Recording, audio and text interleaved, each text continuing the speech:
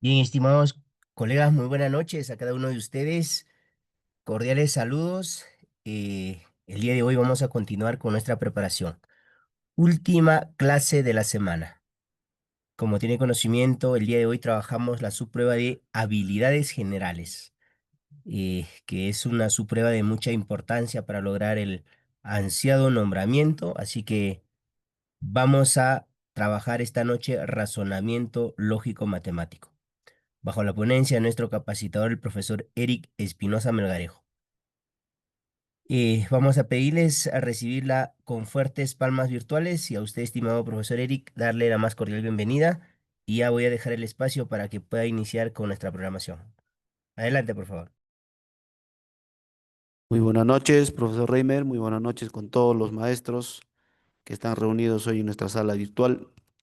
Y como es habitual, hoy día vamos a desarrollar pues el curso de razonamiento matemático con las preguntas que son tipo examen de nombramiento. Ya se tiene preparado, como se había mencionado anteriormente, el solucionario de los diferentes exámenes que se han dado anteriormente en estos concursos de nombramiento. La semana pasada pudimos resolver ya un examen. Hoy día vamos a resolver otro examen también que ya les vamos a enviar la pizarra completa para que ustedes también puedan ir revisando. Bien, voy a compartirles un rato, a ver, permítanme compartirles la pizarra, por favor.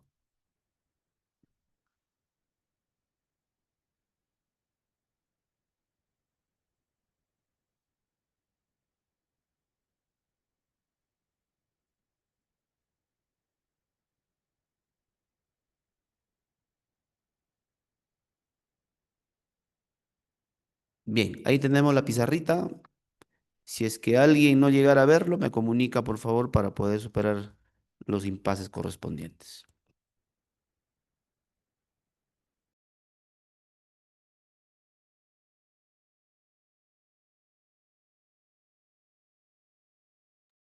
Bien, en pantalla tenemos la primera pregunta de uno de los exámenes que se dio en el 2024.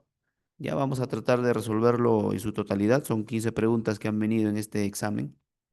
Y vamos a hacerlo, obviamente, como cada clase, tratando de buscarle el método más correcto en el sentido del tiempo. O sea, vamos a tratar de abordar el problema, pero que nos salga en el menor tiempo posible. Ya recuerden, siempre les voy recordando de que el tiempo es fundamental, es una herramienta fundamental a considerar en los exámenes, dado que es quien nos limita un poco en poder resolver tal vez todas las preguntas del examen. Pero si tenemos cierta habilidad y cierta velocidad también, sé que vamos a poder abordar mayor cantidad de ejercicios. Bien, en la primera pregunta nos dice lo siguiente. En el distrito donde residen Maribel y su familia, se presentan tres circos, nos indican. A su vez, en el distrito colindante se presenta el doble de circos que en el distrito donde ella reside. Considerando los dos distritos, ¿cuántas opciones en total tienen Maribel y su familia para elegir el circo al que asistirán? Bueno, siempre hay que ir, antes de resolver, podríamos estar considerando lo siguiente, ¿no? O sea, identificar el tema en el cual estamos para que se nos haga más sencillo y poder agarrar el dominio también. Y luego de haber identificado el tema, hay que ver qué herramientas necesarias debemos usar para atacarlo y dar una respuesta correcta.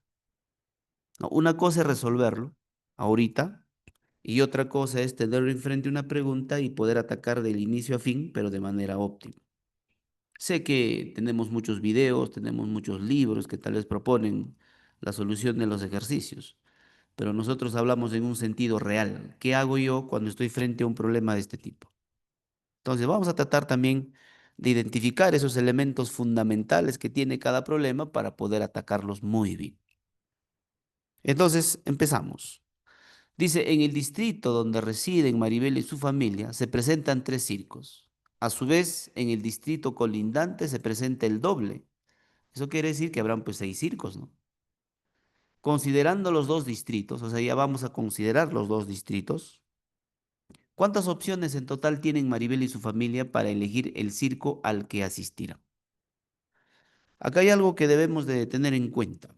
Si vamos a asistir, en este caso a un circo, a un establecimiento de diversión, Entonces, nosotros como personas que ocupamos un lugar en el espacio, podemos hacerlo solamente en uno de los circos que nos hemos elegido en estar. O sea, no podemos estar en dos circos distintos a la vez, por ejemplo. Entonces, en ese sentido, estamos considerando de que nosotros vamos a resolver el problema con una herramienta matemática, ¿no? Eso se había hablado en clases anteriores sobre el análisis combinatorio. O sea, aquí vamos a combinar, o sea, cuántas combinaciones distintas tengo y de ellas voy a ver cuántas tengo a disposición para poder elegir.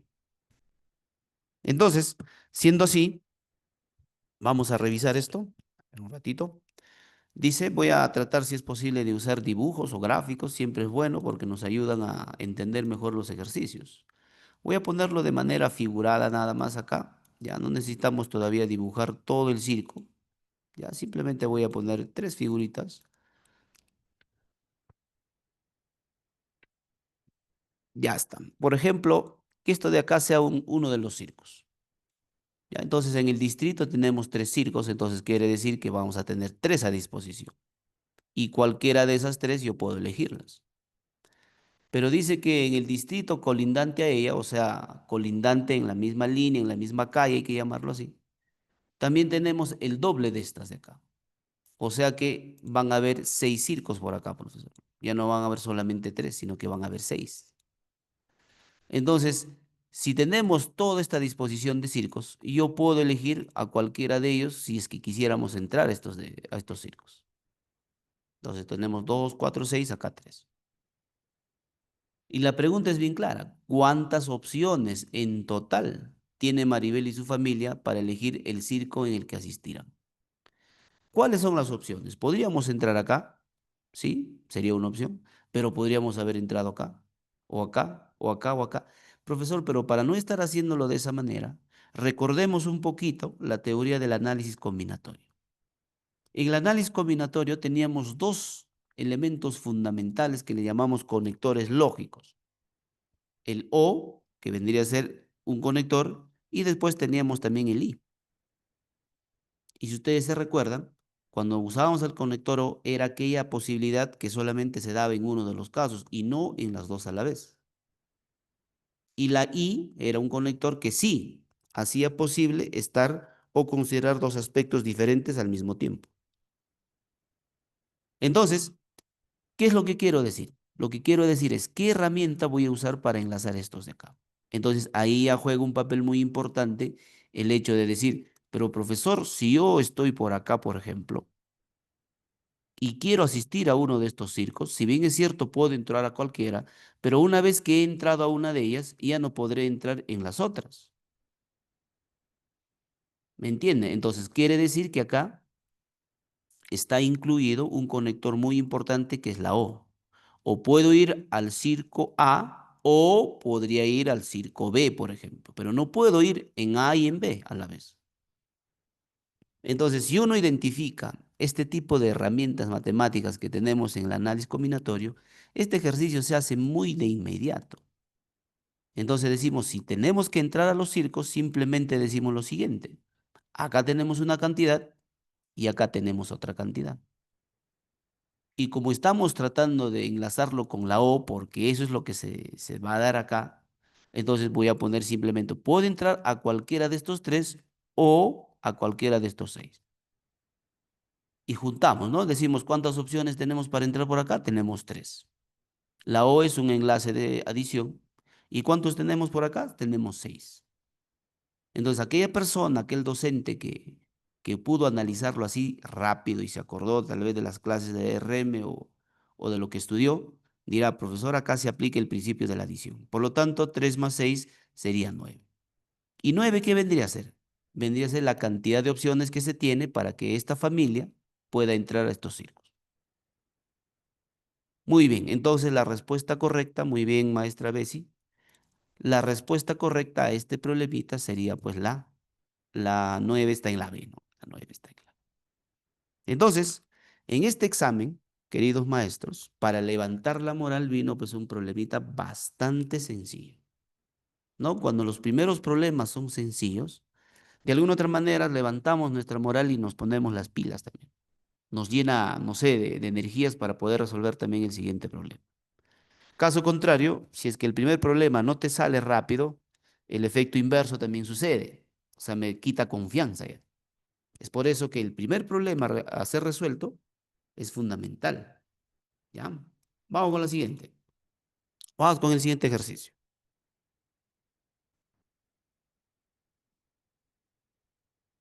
Dice, en los juegos de integración de una empresa, se conformaron equipos de 4 personas.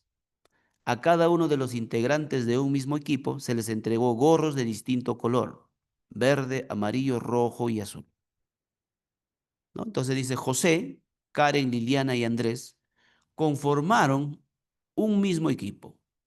En cada caso, respecto del color del gorro que se les entregó, se sabe lo siguiente. Acá están los 3 datos que se saben.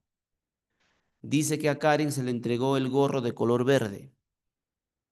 Segundo dato, a José le gustó el gorro de color amarillo que se le entregó a Andrés.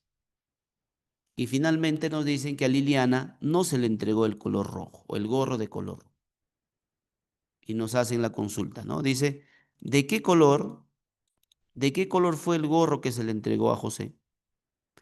Entonces, es importante, maestros, identificar, por ejemplo, acá, no es tan difícil este problema, pero es importante identificar el tema en el que estamos.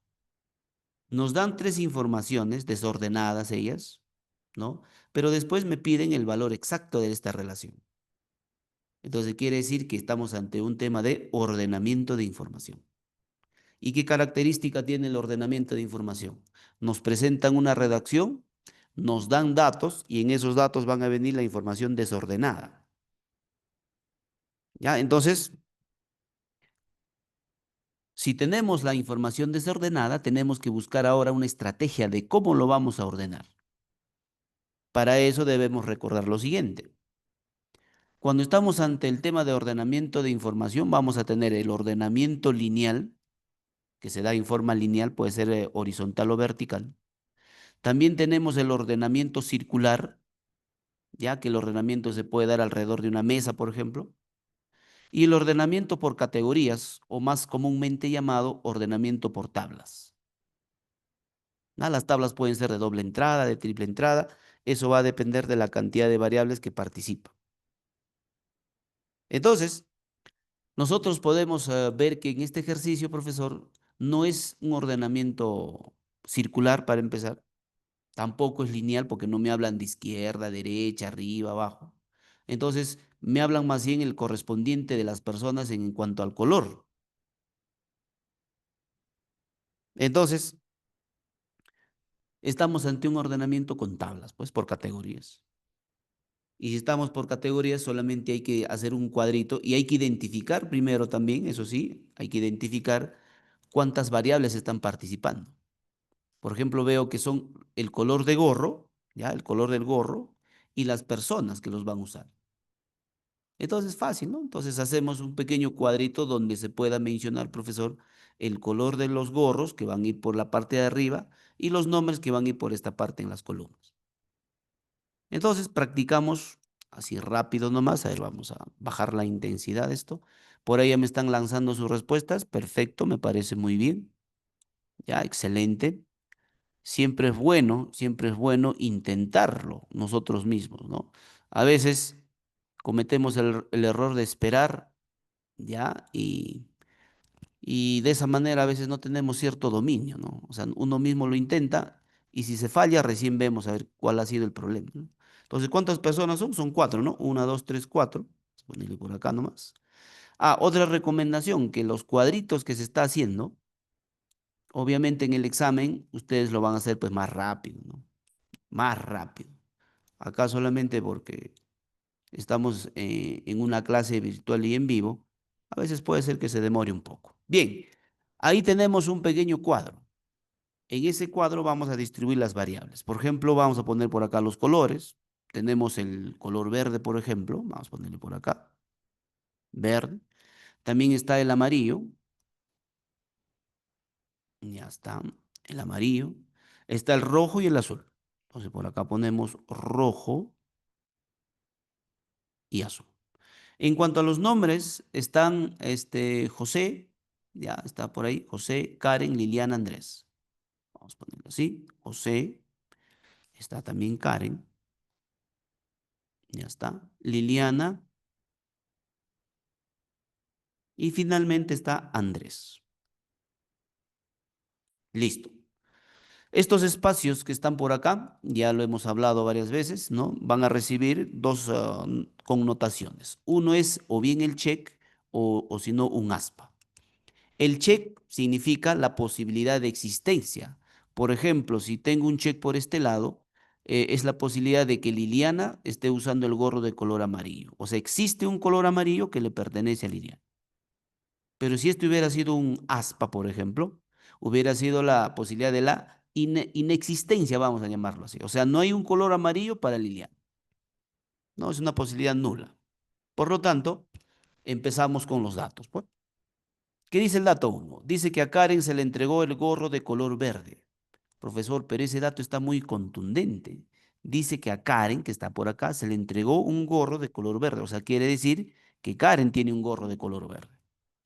Lo que significa que toda la fila, eso ya es por una propiedad básica de tablas, toda la fila, si es que una ya es check, toda la fila se llena con aspas y también toda su columna. Ya está. Con el primer dato hemos podido llenar eso. Con el primer dato hemos llenado eso. Vamos con el dato 2. A José le gustó el gorro de color amarillo que le entregaron a Andrés. Dice que a José le gustó el color amarillo, pero no le entregaron a él, sino a quién le entregaron, a Andrés. Por lo tanto, José no tiene el amarillo. Entonces, José no tiene el amarillo. Y si no tiene José el amarillo, ¿quién lo tiene? Andrés, porque acá lo está diciendo. Entonces, Andrés es quien tiene el gorro amarillo. Entonces, eliminamos esto, buscamos a Andrés y amarillo está por acá. Por lo tanto, acá será un check. Y como lo hemos hecho anteriormente, toda la columna se llena con aspas, de este check me refiero, y toda su fila también. Ya está. Con este segundo dato hemos podido llenar eso. Vamos ahora con el dato 3. Muy bien, me están respondiendo por ahí. Ya, me dicen José Rojo, perfecto, la A, la A. A ver, vamos a ver si esa es la respuesta correcta. Y finalmente dice que a Liliana no se le entregó el gorro de color rojo. Por acá está Liliana y dice que el rojo no le pertenece a ella. Listo. Claro, podríamos decir, profesor, pero ya no hay más datos. ¿Cómo llenamos estos espacios? Claro que esos espacios ya no necesitan datos tampoco, maestros. ¿Por qué? Porque ahí le vamos a aplicar el principio de que en toda una fila, o en todo, perdón, una columna o en una fila, siempre debe haber un check, como mínimo un check. Y es obligatorio que haya uno. Entonces, acá, por ejemplo, todavía no hay un check, pero solamente tenemos un solo espacio, lo que significa que el check tiene que ir ahí. Porque de no ir ahí, ¿en qué espacio tendría que hacerlo? Imposible. Entonces, si le ponemos un check por este lado, miren, maestros, en cambio acá, en esta columna, no puedo hacer eso porque hay dos espacios. Podría ir ahí o podría ir ahí. Entonces, siempre hay que buscar un espacio. Entonces, acá tenemos uno, profesor, hay que aprovecharlo. Entonces, toda la fila se tiene que llenar con aspas y toda su columna. Por lo tanto, ahora sí tenemos un solo espacio y ahí tiene que garantizarse la existencia de un check. Y listo, maestros, con eso tenemos la información ordenada. Lo único que nos queda es leer bien la pregunta y responder bien. Dice, ¿de qué color fue el gorro que se le entregó a José? Profesor, por acá está José y el gorro correspondiente es el check, o sea que tiene el gorro rojo. Por lo tanto, José tiene el gorro rojo. Y la respuesta correcta para este problemita tendría que ser la A. Bien, maestros, la contundencia en los problemas tiene que ser de esa manera. No debe haber fallas en este tipo de problemas. Están viendo que están bien fáciles, pero hagamos una pequeña reflexión. Por más fácil que esté, ya ha habido muchos docentes que han fallado. Y no por no conocer el tema, sino por no haberle puesto la atención correspondiente y la seriedad. A veces nos confiamos. A veces decimos, bueno, este problemita está fácil, sencillo, ya sé cómo se resuelve. No, hay que ponerle, no hay que menospreciar ninguna pregunta, maestros. Por más sencilla que esta parezca, hay que ponerle la seriedad correspondiente. Vamos con la pregunta 3. Vamos con la pregunta 3. Según un principio físico, se cumple lo siguiente. Tranquilos, maestros, no es física. o si simplemente es un principio físico que se da en la naturaleza. Dice, si una zona geográfica se encuentra a mayor altitud que otra zona, entonces la temperatura a la que hierve el agua en la zona con más altitud será menor en la de menos altitud. Y de acuerdo con este principio, ¿cuál de las siguientes afirmaciones es correcta? ¿Cuál es la condición, maestros? Siempre hay que usar, si no son gráficos, los subrayados. ¿Cuál es la condición? Dice que a mayor altitud, voy a subrayar esa parte, ¿ya? Dice que cuando una zona tiene mayor altitud, hablamos que es más alto, hay que llamarlo así. ¿Qué va a pasar? El agua, dice, va a hervir, pero con una temperatura menor a otras zonas. O sea que si, por ejemplo, vamos a ponerle así de manera figurada nada más. Imagínate que tengo acá un lugar que mide, no sé, 100 metros sobre el nivel del mar. Y tengo otra zona que mide 150 metros sobre el nivel del mar. Evidentemente que la zona que está al lado derecho tiene mayor altitud, o sea, mide más, hay más metros sobre el nivel del mar. Entonces, lo que me está diciendo es que a mayor altitud, el agua va a hervir con una menor temperatura respecto del otro. O sea, es como darle la contra. Cuanto más alto está la zona, hierve con una temperatura menor. En cambio, cuando la zona es más baja, o sea, tiene menor altitud, el agua va a hervir con una mayor temperatura respecto a ahí. Eso es lo que nos está diciendo. Entonces, empezamos, dice, de acuerdo con este principio, ¿cuál de las siguientes afirmaciones es correcta? Entonces, para no fallar en este problema, porque está bien sencillo, simplemente hay que atacar alternativa por alternativa. Y aquella que cumple con la condición dada inicialmente será la respuesta correcta. A ver, maestros, tranquilos, empezamos con la alternativa A. Dice que la ciudad de Cusco se encuentra a menor altitud que la de Pasco. A ver, vamos a ponerlo, ya vamos a ponerlo. Imagínate que Cusco está por acá, ya, ahí está, esa es su altura de Cusco. Dice, se encuentra a menor altitud, o sea que Pasco estará un poquito más alto, pues, porque Cusco está menor que Pasco. Ya, si es posible, vamos a ponerle sus letras. Este es Cusco y este es Pasco. Me doy cuenta de manera figurada que Cusco tiene menor altitud que Pasco. Perfecto. Ahora dice, la ciudad de Cusco se encuentra a menor altitud que la de Pasco. Entonces, ahí viene la condición, en la ciudad de Pasco, nos están hablando de él, entonces en la ciudad de Pasco, el agua hierve a mayor temperatura que en la ciudad de Cusco. ¿Qué dicen, maestro? ¿Eso será verdad o será falso? Según la condición, ¿ah?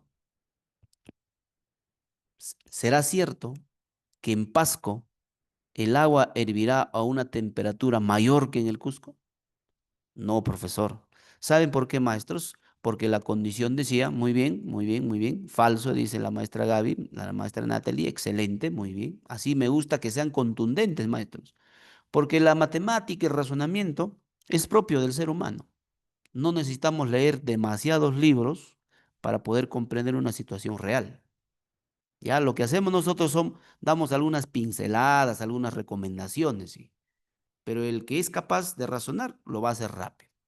Muy bien, maestros, gracias por su respuesta. Me dice que es falso. Obviamente, si la condición era que a mayor altitud tenía que hervir el agua con menor temperatura, y acá está diciendo lo contrario. Entonces, la alternativa A no podría ser la respuesta. Vamos con la alternativa B. Vamos borrando esto y dice, en la ciudad de Huancayo, ya vamos a poner por acá, la ciudad de Huancayo se encuentra a menor altitud. Vamos a ponerle acá H de Huancayo. Menor altitud que la de Puno. Vamos a ponerle P de Puno. Ya está. Entonces, en la ciudad de Puno, están hablando de Puno, al que tiene mayor altitud, el agua hierve a menor temperatura que en la ciudad de Huancayo. ¿Será cierto eso? ¿Que acá hierve a menor temperatura que acá? ¿Qué dicen, maestros? ¿Esa sería la respuesta o estaría mal esa opción? ¿Qué dicen, maestros? A ver, los leo, los leo, los leo. A ver, los leo falso. La A, me dicen, la A, la A. ¿Qué dicen, maestros? A ver, la maestra Eulalia me dice, sale la A, profe. A ver, vamos a repetir esta parte. A esta partecita lo repetimos. Esta parte lo repetimos. Ojo, ojo, maestros, que la condición debe estar bien clara. A ver, vamos a borrar esto y vamos a hacer lo siguiente. Vamos a hacer una comparación pequeña por acá. Imagínate que tenemos a una ciudad, a ver, por ahí me están respondiendo, me dice profesor, verdadero, verdadero, muy bien, excelente, verdadero, verdadero. Pero de todas maneras, para poder ayudar a los maestros que tal vez recién se están conectando, vamos a hacer una pequeña explicación por acá. Esta condición, maestros, esta condición, lo que dice es lo siguiente. Si, por ejemplo, tenemos un lugar que es más alto que el otro, voy a ponerle por acá tal vez así para que se entienda. Ahí está. Vamos a ponerlo así nomás, ¿ya? No hay necesidad de dibujarlo perfectamente todavía. Ya está. Imagínate que este sea la ciudad A y este sea una ciudad B. Evidentemente que la ciudad A está más abajo que la ciudad B, o sea, la B es más alto, tiene más metros sobre el nivel del mar. Entonces, la condición dice que en las ciudades que están más altos que otras, el agua va a hervir en menor temperatura comparado con el otro. Imagínate que acá el agua hierva a 90 grados. Entonces, ¿a cuántos grados aproximadamente estará hirviendo acá? Menos de 90, no puede ser a 80, 70, porque tiene que ser menor. El que tiene mayor altitud debe tener menor grado para que hierva el agua. En cambio, el que tiene menor altitud debe tener más grado respecto a él. Eso es lo que quiere decir la condición, maestro. ¿Ya? Entonces, si tenemos claro eso, entonces estamos atacando alternativa por alternativa. Hemos visto que en la alternativa A no cumplía. Estamos ahora en la alternativa B. Me dice que la ciudad de Huancayo se encuentra a menor altitud que la de Puno. Ahí está. Le va ganando por algunos metros sobre el nivel del mar. Entonces dice, en la ciudad de Puno, estamos hablando de Puno, que tiene mayor altitud, el agua hierve a menor temperatura que en la de Huancayo. Obviamente, tiene que hervir a menor temperatura que la de él, porque en altitud le gana. Entonces, esta tendría que ser la respuesta. ¿Ya? Esta tendría que ser la respuesta porque está correcto con la condición que me dan. Entonces, maestros, pero por si acaso, vamos a analizar también la tercera opción. ¿Ya? Vamos a ver qué es lo que nos dice. Muy bien, la B me dice verdadero, perfecto, maestra Gaby. Vamos a ver por acá. ¿Qué nos dice esta tercera opción? Dice la alternativa C. Dice, la ciudad de Ayacucho, vamos a ponerle A de Ayacucho, se encuentra a mayor altitud. Allá, si se encuentra a mayor altitud, le voy a poner Ayacucho por acá, para que sea más grande que el otro. Que la de Huánuco, dice, ¿no? Entonces por acá está la de Huánuco. Perfecto. Entonces dice, en la ciudad de Huánuco, estamos acá,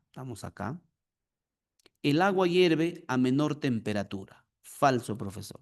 Hemos dicho que cuando tiene menor longitud, menor altura, acaba de hervir a mayor temperatura que el que tiene mayor longitud. Por lo tanto, la alternativa C también sería falso. Entonces, contundentemente, la respuesta correcta tendría que ser la B. Ya un problemita bastante interesante sobre razonamiento lógico nada más. De matemático no ha tenido nada, es una comparación bastante sencilla, que podríamos haberlo hecho con dibujos, ya podríamos haberlo hecho con figuritas como lo acabo de hacer y no hubiéramos tenido ningún problema. Entonces, maestros, mi recomendación siempre va a ser usar figuras, dibujos, algunas marcas que me puedan representar lo que me está diciendo.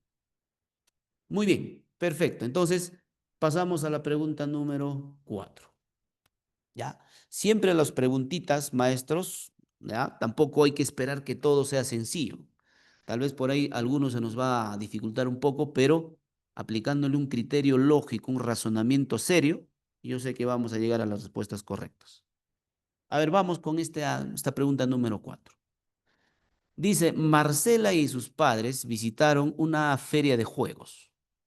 Cada uno de los juegos tiene establecidas ciertas restricciones de estatura para ser usado o para ingresar a él. Esto se aprecia en el siguiente cuadro. Bueno, acá tenemos un cuadrito, ¿ya? Han visto que en los juegos a veces dicen, ¿no? Tienen algunas marcas que dicen, por ejemplo, los juegos solamente son para niños menores a 10 años, por ejemplo. Y a similar a ello, acá también hay un letrero que nos dice que los laberintos solamente se puede ingresar a aquellas personas que tienen de 80 centímetros hasta 100 centímetros. También a los cuatrimotos solamente pueden entrar o pueden usarlo aquellas personas que tienen de 120 centímetros a más, o sea, de 1,20 m a más. El trampolín de 90 a 120, el tobogán de 80 a 110. Bueno, si nosotros queremos usar, no es que sea matemática, sino los símbolos matemáticos para representar esto, podríamos hacerlo. ¿Cómo se representa que una persona tenga de 80 a 100 centímetros? Fácil, ¿no? Decimos, entonces, 80 centímetros menor o igual, vamos a poner la estatura por acá, un X nomás. Entonces, esa estatura X tiene que ir de 80 hasta 100 centímetros. Listo. Eso es lo que significa. ¿Cómo se representa simbólicamente que las personas deben tener mayor de 120 centímetros a más? Fácil, ¿no? Entonces decimos que este X debe ser mayor o igual a 120 centímetros. Similar, ¿cómo haríamos de 90 a 120? Simplemente decimos que va desde 90, ya, esa estatura, hasta 120. Perfecto. Y finalmente decimos de 80 a 110, será de esta manera, ¿no? Esa estatura que le he llamado X va a ir desde 80 hasta 110.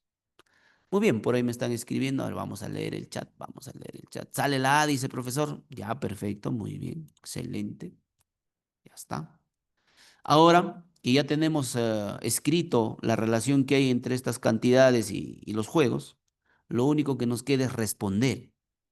Pero para responder debe haber alguna condición. Dice que por su estatura, Marcela solo puede ingresar a 3 de los juegos. O sea, de acá, de los que se ha reportado, debe entrar a 3. Pero esa es la condición. ¿Ah? ¿Cuáles son estos? Entonces, empezamos a analizar los valores que hemos obtenido por acá y decimos, pero esa estatura, por lógica más que por matemática, debe ser una que esté dentro de 3 juegos para que cumpla esta condición, ¿no? Tiene que estar una estatura dentro de 3 juegos. No de 4 ni de 2, sino exactamente de 3 porque así pide el ejercicio. Entonces yo me pregunto y digo, profesor, ¿y qué pasa si esta persona entró a una cuatrimoto? ¿No? Por más que no sé cuánto mide su estatura, pero sí sé que es más de 120, podría ser 120, 130, 140, no sé cualquiera de ellos. Pero suponiendo que entró a una cuatrimoto, es porque su estatura es más que 120, entonces, ¿podría haber entrado a un laberinto? No, porque en el laberinto solamente es de 80 hasta 100. Pero como ella tiene de 120 a más, ya no pudo haber entrado al laberinto. Entonces, el laberinto estaría clausurada para el que entró al cuatrimoto. Profesor, ¿podría haber entrado al trampolín? Sí, podría haber entrado al trampolín, porque el trampolín permite desde 90 centímetros hasta 120. Y esta persona podría haber tenido 120 y sí podría haber entrado acá. O sea, el tope ya, ¿no? Máximo. Pero sí se podría haber permitido. Pero en cambio esta persona no podría haber entrado acá. ¿Por qué? Porque acá solamente está permitido de 80 a 110.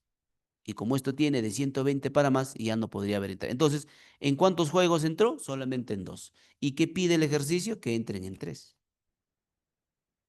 Por lo tanto, no podría dar como respuesta esa. Entonces, al toque, hago una reingeniería de mi solución y digo lo siguiente. Entonces, profesor, no tendría que haber entrado a la cuatrimoto, porque si entra en la cuatrimoto, solamente va a entrar 2 juegos. Por lo tanto, voy a cancelar. Esta persona no entró a la cuatrimoto. Y si no entró a la cuatrimoto, podrá haber entrado al laberinto, al trampolín y al tobogán. A ver, vamos a corroborarlo. Mira, esto va de 80 a 110. Esto va de 90 a 120 y esto va de 80 a 100. Fácil, profesor. Ese X podría ser, por ejemplo, a ver, le podría poner un 100, ¿sí? Si fuera 100 su estatura, entra por acá, sí, normal, al tobogán, porque va de 80 a 110.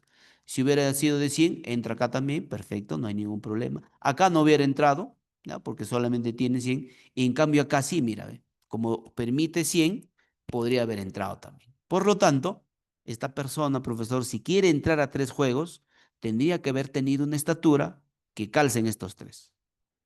Y efectivamente sí va a poder entrar. Por lo tanto, descartamos cuatrimoto y los juegos al que entró fue laberinto, trampolín y tobogán. ¿Y dónde están esas alternativas? A ver, laberinto, trampolín y tobogán, cuatrimoto. Ya, de cajón, ¿no? Este ejercicio podríamos haberlo resuelto así. De cajón, mira, ni siquiera estar analizando. Simplemente hubiéramos dicho, si no puede entrar la cuatrimoto, de hecho, que estos dos no van a poder ser porque aparecen cuatrimotos por ahí. Entonces, la alternativa correcta de frente hubiera sido incluso, mira, sin analizar mucho, la A. Ese hubiera sido por descarte, ya, ¿no? Ya está, ¿ven, maestros? Muy bien, por ahí me están respondiendo la A, profesor, contundentemente. Perfecto, maestra Bessie, maestra Natalie. Perfecto. La respuesta correcta entonces, la alternativa.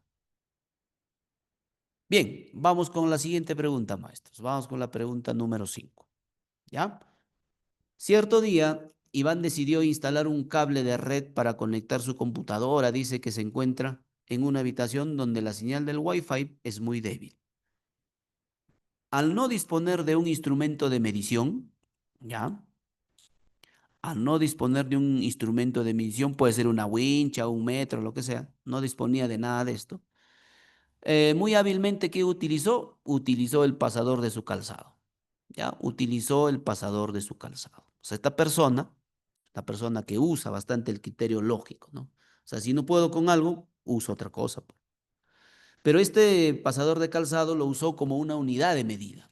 Claro, no es una convencional, ¿no? Pero es una unidad de medida. Al medir la distancia requerida, determinó que necesitaba, dice, un cable con una longitud de, mira, necesitaba un cable con una longitud de 42 unidades de dicha medida. Al llegar a una tienda donde puede efectuar la compra, le indicaron que el cable de red se vende en metros, o sea que no sale en centímetros, son cantidades enteras, 5 metros, 8 metros. Por lo que Iván midió la longitud de su pasador y estableció que medía 41 centímetros. Preguntan, ¿cuántos metros de cable de red como mínimo debe comprar Iván para lograr su propósito de conectar la computadora? Miren, este ejercicio, ya, este ejercicio no está tan complicado. Lo que está complicado en todo caso sería comprender lo que dice el texto. Ya, porque solamente por lo que veo, es multiplicar y ver cuántos metros hay que comprar, nada más. Pero lo que podría estar complicado es entender el contexto y la comprensión del texto en sí. Para eso, como les repito, maestros, ya podríamos hacer algunas figuras que representen estas cosas. Por ejemplo, hablan de una computadora que hay que conectarlo al Wi-Fi. Entonces podríamos hacer así a mano alzada nomás. Ya vamos a hacerlo. No hay necesidad de dibujarlo perfecto todavía. Vamos a poner ahí, por ejemplo, la computadora. Ya está. Vamos a poner, ahí está la computadora. ¿Ya? Esa computadora debe conectarse, dice. La B me dice, profesor, perfecto, maestro. Esa computadora debe conectarse a través de un cable ¿con quién? Con el Wi-Fi. ¿Ya? Como no hay mucha señal, quieren conectarlo a un Wi-Fi. Ya, perfecto. Vamos a dibujarlo por acá, el Wi-Fi aproximado nomás. Ahí está el Wi-Fi. Ponele por acá si su Wi-Fi. Ya está, maestros. Entonces, lo que nos está diciendo el problema es que esta computadora lo voy a conectar a través de un cable con este Wi-Fi. Perfecto. Hasta ahí creo que se entiende muy bien. A ver, me están dando la respuesta. La B. Perfecto, maestras. Excelente. Me parece muy bien. Ya está. Seguimos leyendo. ¿Qué más dice el ejercicio, profesor? Pero para hacer esta medición ha usado su pasador, dice. Y el pasador, bueno, tiene una distancia, vamos a llamarlo ahí nada más. Esto que es el pasador, ¿ya? Y según el ejercicio, dice que el pasador mide 41 centímetros. Ya, acá lo dice. ¿Ve? Y estableció que medía 41 centímetros ese pasador. Entonces, vamos a ponerle por acá nomás. Este pasador vale 41 centímetros. A ver, un ratito, por favor. Ahí está. 41 centímetros. A ver, permítanme un ratito. Ahora sí, ahora sí, ahora sí. Ahí está. 41 centímetros. Pero también el ejercicio dice que toda la distancia de este cable ha medido ¿cuánto? 42 pasadores. O sea, de acá hasta acá, un pasador, dos pasadores, tres pasadores y así. Y 44 unidades de esa medida. que nosotros lo vamos a cortar nomás así, ¿ah? Así nomás lo vamos a cortar, de manera referencial. Ya está. Entonces, repito, voy a hacerlo con rojo para que se pueda entender. De acá hasta acá hay un pasador. De acá a acá será el segundo pasador, el tercero, el cuarto, y debemos llegar hasta el pasador número 42. Ya está. Pero cada pasador, ¿cuánto mide, maestros? 41 centímetros. O sea, este vale 41. Lo estoy haciendo detallado para que se entienda nada más, ¿ah? Porque ya vi que dieron algunos ya la respuesta. Entonces, la pregunta es, profesor, entonces, ¿cuánto medirá este cable en realidad? Fácil, ¿no? Entonces decimos, este cable, para yo hallar su distancia, simplemente diré, pues, ¿no? 42 pasadores, y como cada uno vale 41, hay que multiplicar para ver cuántos centímetros tiene el cable. Entonces, la longitud total, ¿a qué va a ser igual? Simplemente a un producto de 42 pasadores por 41 centímetros que vale cada uno. ¿Y cuánto me da 42 por 21? 4 por 4, 16, 72, 1722. 1722 centímetros. Entonces, todo este cable verde que necesito para conectar vale 1272 centímetros. Perfecto. Hay una condición, que cuando esta persona quiere ir a comprar esta cantidad de cable, el cable solamente se vende por metros. Allá, profesor, entonces nos están exigiendo convertirlo. ¿Cuántos metros habrá en 1722 centímetros, maestros? ¿Qué operación fundamental usamos para poder calcular esa cantidad? ¿Qué dicen, maestros?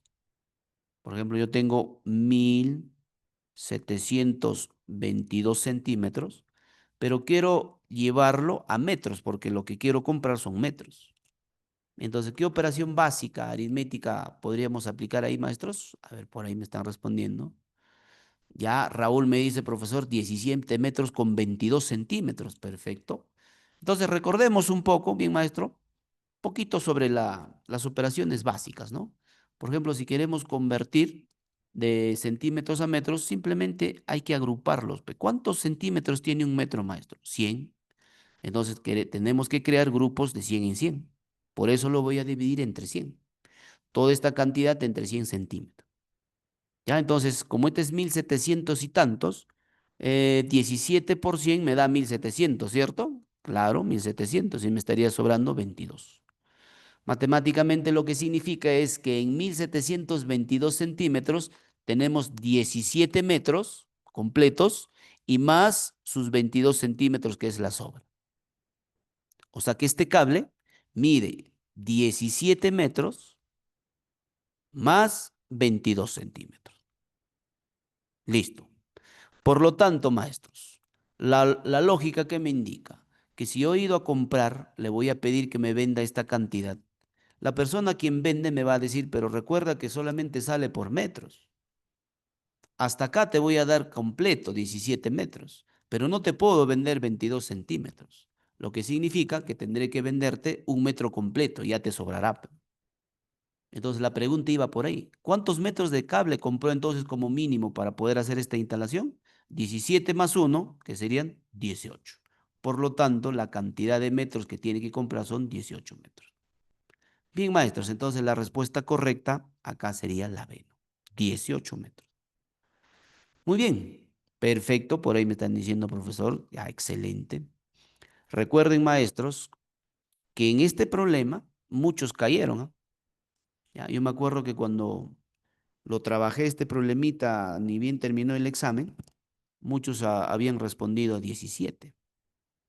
Es que parece, ¿no? Profesor, pero me está saliendo 17. Sí, pero si compras 17 metros, te va a sobrar un pedacito, te va a faltar un pedacito que es de 22 centímetros. Y como lo venden solamente por metros, necesariamente teníamos que comprar un metro más. Siendo así, ya estaríamos comprando ¿cuántos metros? 18 metros. Bien, maestros. Entonces, esa vendría a ser la respuesta correcta. Vamos con la pregunta siguiente. Vamos con la pregunta número 6. ¿Qué dice la pregunta número 6? Una computadora tiene 250 gigabytes. Recuerden, maestros, recuerden que estamos resolviendo en su totalidad un problemita, perdón, un examen que vino en el 2024. Ya esto lo he descargado de la misma página de la Minedu. Ya ahí están. Más rato también les voy a enviar si quieren ese documento para que puedan tenerlo.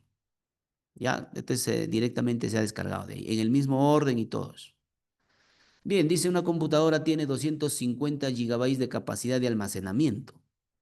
El 20% de esta capacidad lo ocupa el sistema operativo, mientras que el 10% está ocupado por las aplicaciones básicas, que son los procesadores de texto, las hojas de cálculo, el navegador de Internet, entre otros.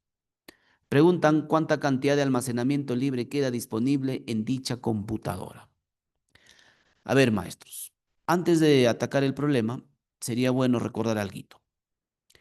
¿En qué tema estamos? En porcentajes, porque ya vimos esta figurita, ¿no? Estamos en porcentajes, o tanto por ciento también lo podríamos llamar.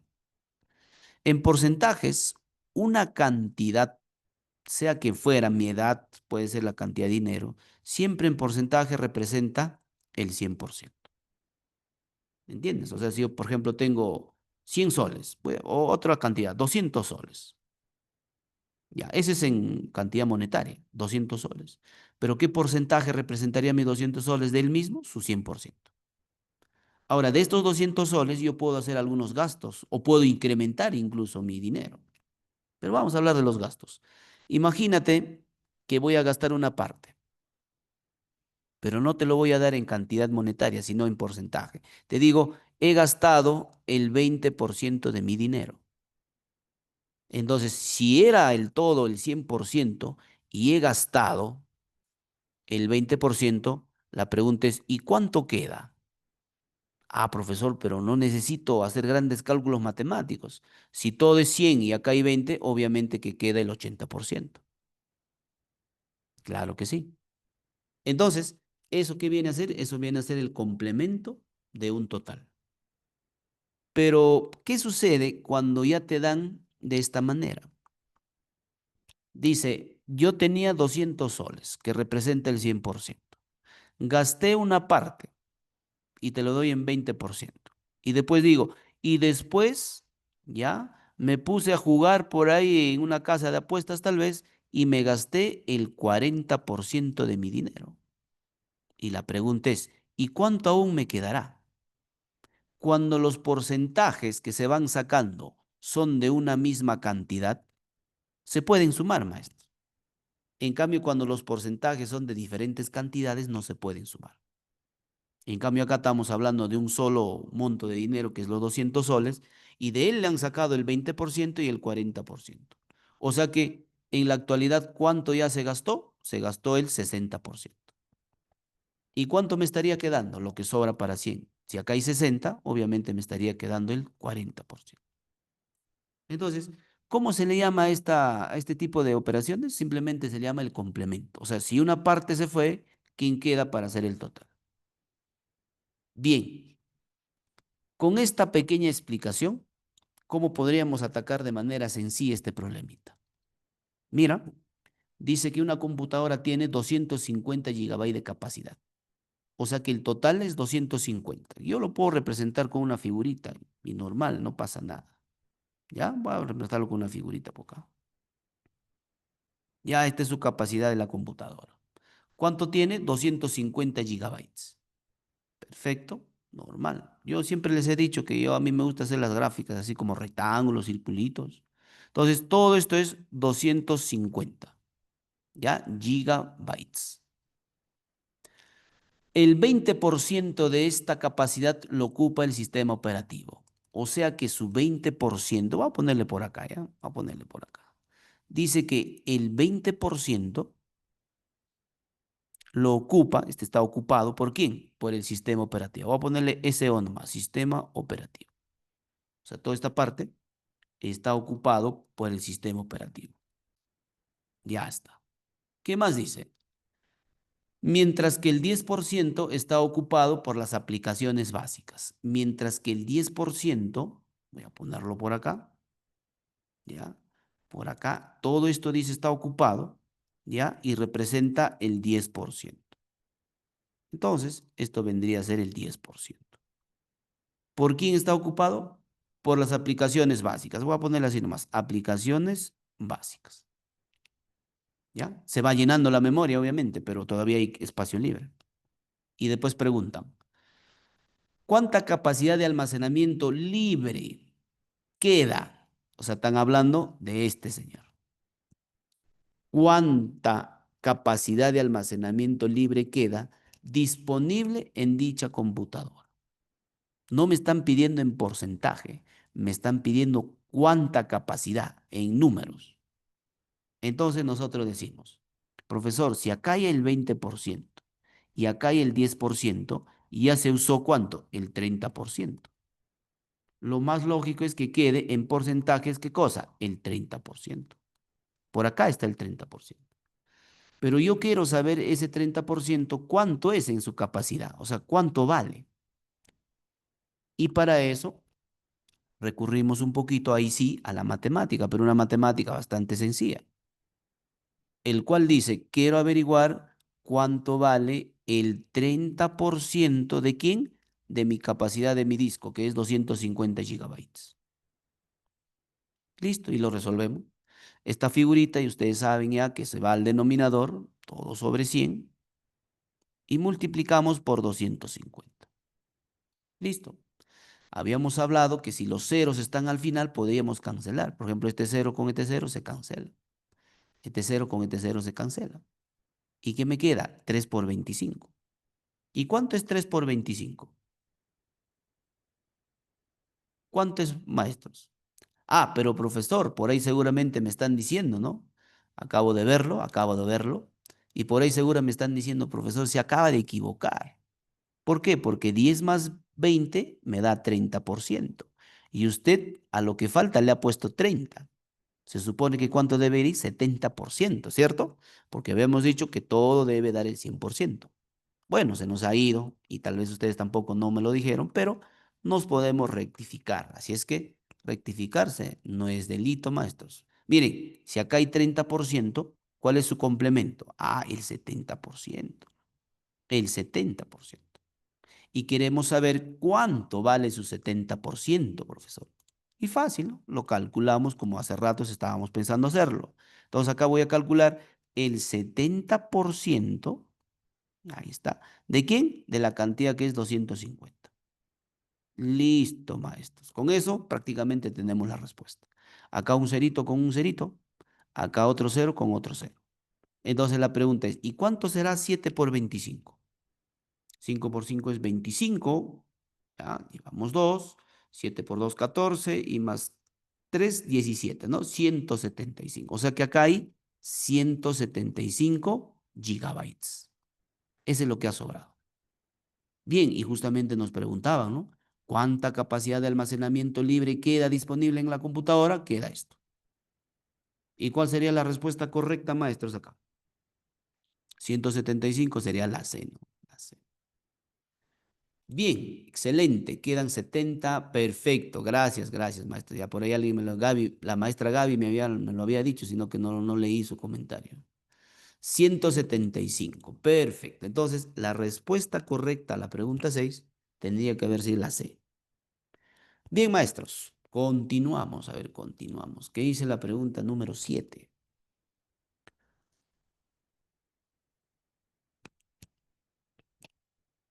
Listo, dice, un pescador artesanal se dedica a la pesca de anchoveta y jurel. Del total obtenido en una semana, la pesca de anchoveta fue un tercio de la pesca total y el resto fue de jurel.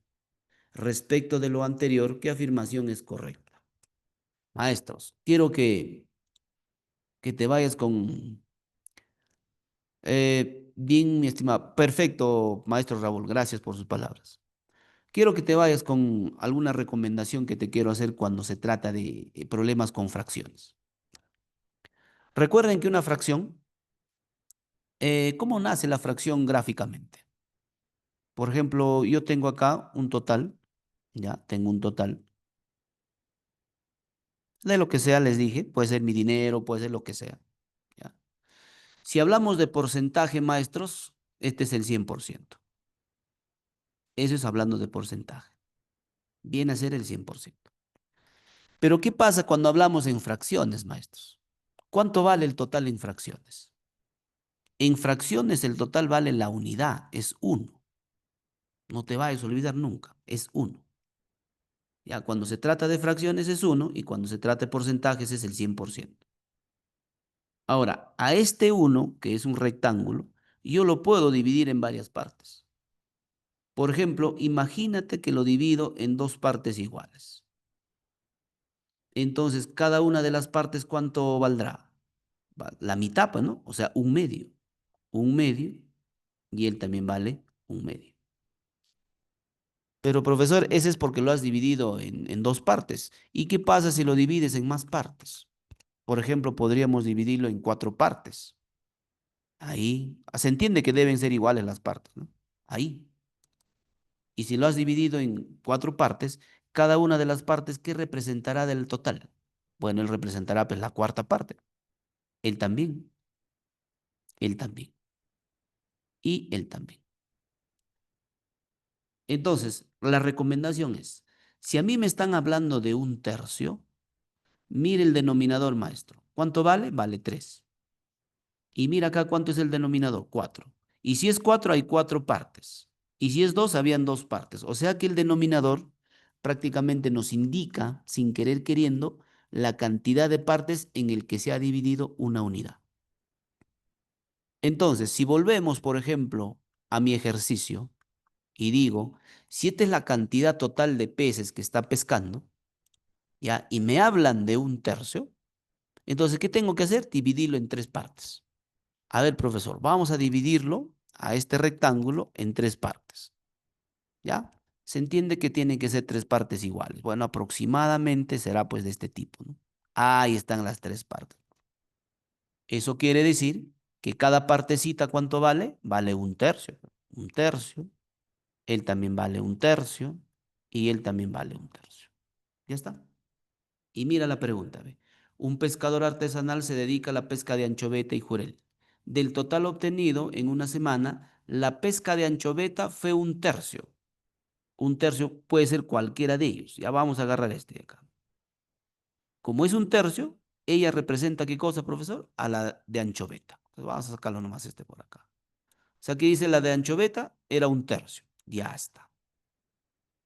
Y el resto fue jurel. Pero profesor, ¿el resto cuál es? El resto es todo ya, pues. El resto sería todo esto. ¿Quiénes serían de ellos? Los de Jurel. Entonces ponemos por acá, estos son las de Jurel. Listo, ¿ve? Así como jugando nomás, listo. Ahora viene, dice, respecto a lo anterior, ¿qué afirmación es correcta? A, la pesca de Jurel, está hablando de él, la pesca de Jurel fue el doble de la de Anchoveta.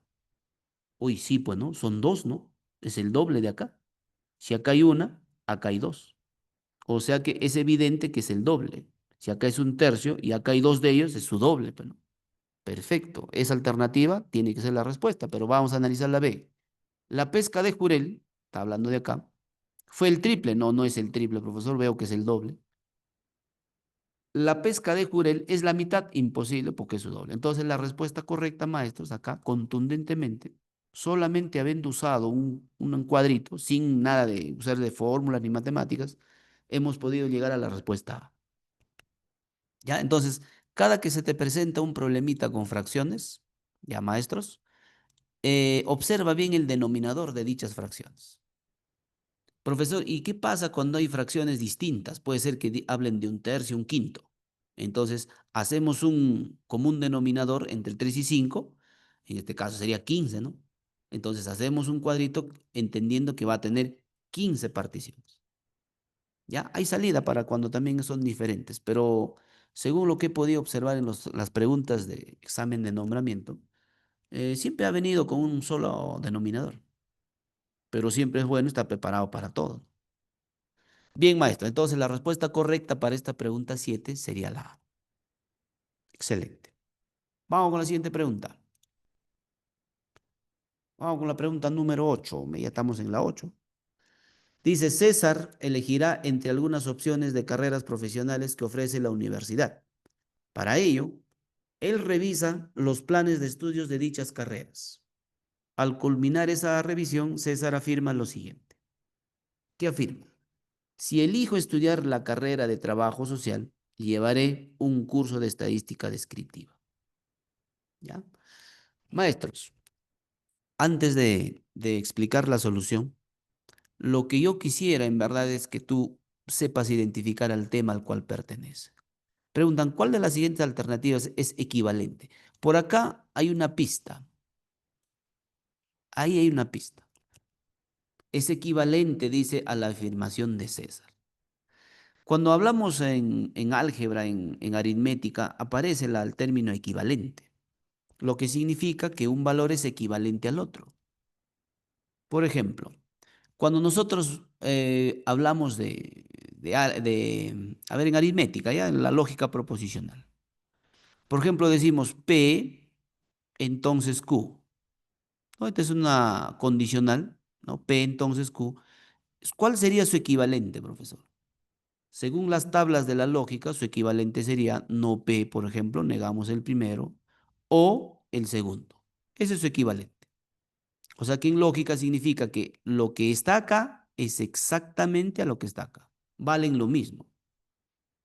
Escritos de distinta forma, pero valen lo mismo. Eso significa ser equivalente. Entonces, acá me dicen, ¿cuál de las siguientes alternativas? Tenemos tres. ¿Cuál de estas es equivalente a la afirmación de César? ¿Y quién es la afirmación de César? La afirmación de César es esta. ¿Y quién de ellas será su equivalente? ¿La A, la B o la C? Entonces, nosotros tenemos primero, entonces, para poder compararlo, primero tenemos que ver, pues, cómo es esta afirmación, ¿no? O sea, esta afirmación, ¿cuál es su expresión lógica que tiene? ¿Será así? ¿Será de otra manera? Entonces, empezamos, pues, empezamos. Y debemos de tener en cuenta así lo siguiente, maestros, que cuando estamos en lógica proposicional, que ha venido muchas veces, por favor, en los exámenes de nombramiento, ¿ya? Debemos recordarnos algunas identidades que hay en lógica proposicional y sobre todo acordarnos si es que lo hemos estudiado o estudiarlo si es que aún no lo hacemos respecto a la formalización de los enunciados. Por ejemplo, este es un enunciado en palabras y a él tenemos que formalizarlo con los elementos lógicos que se manejan en lógica proposicional. Hay una palabrita que nos va a ayudar bastante, que es la palabra sí. Sí, de ahí viene una coma, ¿ya? Y viene la otra parte que sería el entonces. Entonces, si yo veo al inicio un sí, luego voy avanzando en la lectura, veo una coma, entonces significa que va a ser todo lo que está acá, que puedo llamarle P. Esta coma, después de la coma, va a ser la consecuencia. Va a venir un entonces y todo lo que habla acá, que puedo llamarle un Q. Entonces dices, si elijo estudiar la carrera de trabajo social, elegir estudiar la carrera de trabajo social que se llame P, por ejemplo. Llevaré un curso de estadística descriptiva. Y Q que se llame, perdón, llevaré un curso de estadística descriptiva. Entonces, si fuera así, al formalizar este enunciado, y ahora sí lo voy a hacer ya poniendo sus variables, acá, llevaré un curso, ahí está. Vamos a llamarla por acá, P, este que sea P, y este que sea Q, ¿no? El sí, coma, el sí, coma, significa un entonces. Entonces, la formalización de todo este enunciado era si P, entonces Q. Entonces, todo esto vale así. Si P, entonces Q. Ahí está. Esa es su formalización. P, entonces Q. Lo que significa, si elijo estudiar la carrera de trabajo social, entonces llevaré un curso de estadística descriptiva. Ahora, si esta es la formalización, ¿cuál de las alternativas tiene su equivalente? Y para buscar su equivalente, creo que lo adelanté hace ratos, tenemos dos formas. Primero, identificamos cómo es su formalización de cada uno y aquel que es igual que él, esa será su equivalente. Entonces empezamos. En la A, por ejemplo, dice, si elijo no estudiar, pero aquí era estudiar. Si estudiar era P, no estudiar, ¿qué será? No P. O sea que su formalización de la A sería, si decido no estudiar, coma, ahí está el sí, mira, el sí, coma, hace el entonces. Entonces, ¿qué pasa? No llevaré. Mira, acá dice no llevaré. En cambio, acá que era llevaré. Entonces será negado. No llevaré un curso de estadística. Entonces sería no. Listo, maestro. Entonces la pregunta es, ¿él será equivalente con él? Ay, perdón, este estaba más arriba, ¿no? Más arriba estaba. Espera, espera, espera, espera, espera. Vamos a hacerlo más arribita. Este pertenece a la A. Ahí está. Entonces estaba preguntando, ¿todo esto que afirmó César será equivalente a esta que acabamos de hallar en la alternativa A? No, profesor. ¿Por qué? Porque en la lógica proposicional, la condicional que es el entonces, tiene algunas equivalentes. Ya, por ejemplo, si vas a negar a él, ¿no? No se puede negar simplemente así y que él mantenga su posición. No se puede hacer eso. Ese estaría en un orden inverso, ya. Entonces, él no es equivalente con él. Por lo tanto, este no sería la respuesta. Ahora vamos con la B. Si quisiera llevar un curso de estadística descriptiva, pero llevar un curso de estadística descriptiva se llama Q, entonces voy a empezar con Q. Si quisiera llevar un curso de estadística descriptiva, ahí está. Entonces, porque aquí está el sí, coma, que hace aparecer el entonces. Entonces, ¿qué pasa? Voy a poner entonces. Debería estudiar la carrera de trabajo social. Entonces tendría que ser ¿quién? Pep. Ahora la pregunta es, ¿él será equivalente con él? No, no es equivalente. ¿Por qué? Porque el orden están invertidos. Eso tampoco está permitido en la condicional. O sea, si tú cambias, el otro también no puede quedar esto así. ¿Ya? Entonces, tampoco es la respuesta. Por lo tanto, ya por descartes diríamos, ¿qué cosa, profesor? Que la alternativa correcta tendría que ser la C, ¿no? Entonces, la respuesta correcta, para no demorar mucho, tendríamos que marcar la respuesta C. A ver, me están respondiendo por ahí. Profe, la C, muy bien, excelente, la C, excelente. Entonces, creo que ya algunos ya tenían cierto conocimiento de esto. Entonces, para aquellos maestros que aún no conocen tal vez mucho respecto a las identidades que hay, podrían revisar un poco. No solamente hay identidades de la condicional, no, hay varias identidades que podríamos ir leyéndolos tal vez en nuestros ratos libres, ¿ya? Para que puedan averiguar un poco, lo pueden encontrar como leyes de la lógica proposicional. Voy a ponerlo por acá nomás, ¿ya? Leyes de la lógica proposicional, ¿ya? Por acá nomás. Leyes de la lógica proposicional. ¿Ya? Hay algunas leyes que hay que ir viendo. Por ejemplo, te voy a soltar un hito más para que te animes en buscarlo. Por ejemplo, si tenemos una negación y adentro hay un P y Q, por ejemplo, ¿no? Su equivalente, que se escribe así con tres líneas, sería el desarrollo de esto. Y esta de acá es una ley, la ley de Morgan, que dice que esta negación entra a negar a cada uno de ellos, lo niega la I también y su negación de la I es una O, y luego lo niega el Q. Entonces, él es exactamente igual que él. Por eso son equivalentes. Y así como estas, hay algunas más que sería bueno tal vez tenerlos en la cabecita para poder usarlos, ¿no? En cuanto en los problemas si aparece de las equivalencias, podamos usarlo. En este caso, para este problema 8 que vino en el examen de nombramiento del 2014, vino respecto a la condicional, pero podría venir respecto a la negación con la I, para aplicar Morgan se llama, ¿no? Bueno, es al margen del nombre.